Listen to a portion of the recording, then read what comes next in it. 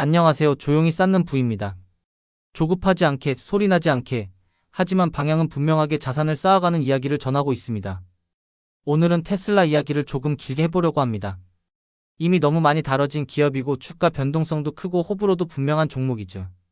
그래서 더더욱 단기 이슈나 주가 그래프 말고 5년, 10년 이상을 놓고 차분하게 바라보는 관점에서 정리해 보려고 합니다. 이 영상 끝까지 보시면 테슬라를 자동차 회사로만 볼지, 아니면 전혀 다른 구조의 기업으로 볼지, 그리고 장기 투자라면 무엇을 믿어야 하고 무엇은 믿지 말아야 하는지 마음이 조금은 정리되는 기준 하나는 가져가실 수 있을 거라고 생각합니다. 영상이 도움이 되신다면 구독 버튼 눌러두시고 조용히 쌓는 부의 투자 이야기들을 계속 함께 해주세요. 이제 시작하겠습니다. 테슬라 이야기를 할 때 가장 먼저 짚고 넘어가야 하는 게 있습니다. 이 회사를 무엇으로 정의할 것인가 하는 문제입니다. 여전히 많은 사람들은 테슬라를 자동차 회사로 봅니다. 전기차를 많이 파는 회사, 모델 Y가 잘 팔리는 회사, 가격 인하를 자주 하는 회사. 이 프레임에서 보면 테슬라는 분기마다 실망과 기대를 반복하는 아주 피곤한 종목이 됩니다. 하지만 장기 투자 관점에서는 이 정의가 조금 부족합니다. 테슬라는 자동차 하드웨어를 파는 회사이기도 하지만 동시에 에너지 저장 사업을 키우고 있고 소프트웨어와 서비스, 그러니까 자율주행, 로보택시, 충전, 네트워크, 구동 모델로 수익 구조를 넓혀가고 있는 기업입니다. 자동차 한 대를 팔아서 끝나는 구조가 아니라 차를 팔고 나서도 계속 현금 흐름이 이어질 수 있는 구조를 만들고 있는지, 그 방향으로 실제 숫자가 움직이고 있는지가 핵심입니다.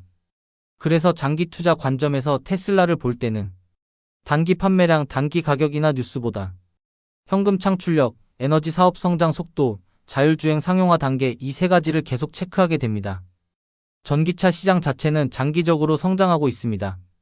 글로벌 기준으로 연간 2천만 대 이상이 이미 논의되는 단계고, 정책과 금리, 경쟁 때문에 분기별로 흔들릴 수는 있어도 큰 방향은 쉽게 꺾이지 않습니다.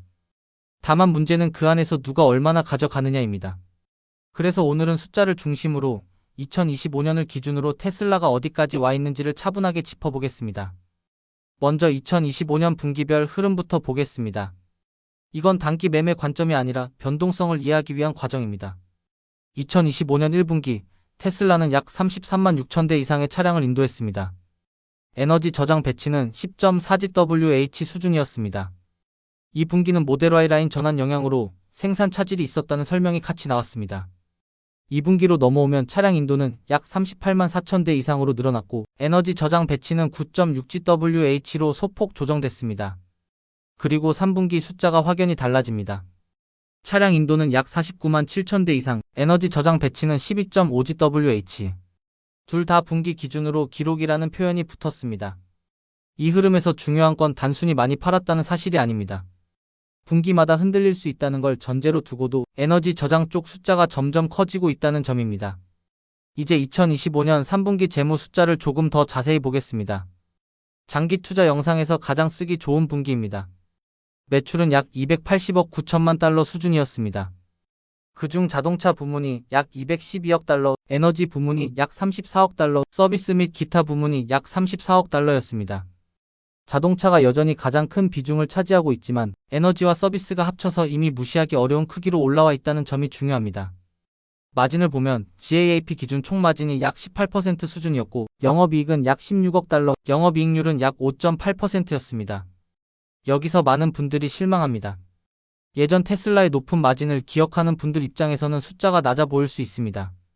하지만 장기 투자 관점에서는 여기서 한 번 더 봐야 합니다. 현금 흐름입니다. 2025년 3분기 영업 현금 흐름은 약 62억 달러, 자유현금 흐름은 약 39억 9천만 달러였습니다. 그리고 현금과 현금성 자산, 투자 자산을 합치면 약 416억 달러 수준을 보유하고 있었습니다. 같은 해 2분기를 떠올려보면 대비가 더 분명해집니다. 2분기 매출은 약 224억 달러였고 자유현금 흐름은 약 1억 4천만 달러 수준이었습니다. 분기마다 이렇게 출렁입니다. 그래서 테슬라는 분기 단위로 보면 감정이 흔들릴 수밖에 없는 종목입니다. 하지만 장기 투자에서는 이 변동성 자체를 전제로 깔고 연간 그리고 몇 년 단위로 현금이 쌓이는 구조인지, 그 방향으로 사업 포트폴리오가 이동하고 있는지를 봅니다. 이제 자동차 바깥으로 확장되는 세 가지 이야기를 해보겠습니다. 이게 테슬라 장기 스토리의 핵심입니다. 첫 번째는 에너지 저장 사업입니다. 메가팩과 파워월로 대표되는 이 영역은 숫자로 성장이 가장 잘 보이는 축입니다. 2025년 3분기 에너지 저장 배치 12.5GWh라는 숫자는 이제 더 이상 부수적인 사업이 아니라는 걸 보여줍니다. 테슬라는 분기 업데이트에서 메가팩 3, 메가블록 같은 제품 라인 확장, 설치 단순화 비용과 시간 절감을 계속 강조하고 있습니다. 이건 단순한 기술 자랑이 아닙니다. 설치가 쉬워지고 납기가 빨라지고 운영이 단순해질수록 이 사업은 반복 매출과 안정적인 현금 흐름으로 연결됩니다.